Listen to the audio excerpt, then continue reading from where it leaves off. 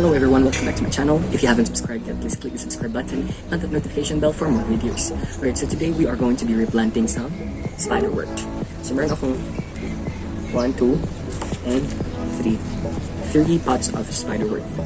Okay, so we're going to repot them.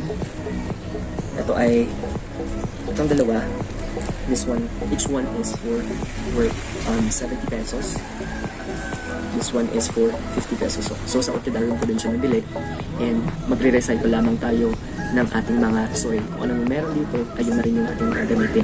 At kapag kukulangin man, is dadagdagan lang natin ng ating loam soil na nabili natin. Yeah. So i-recycle natin yung mga old soil na nandun sa ibang mga paso para hindi naman sayang. Okay.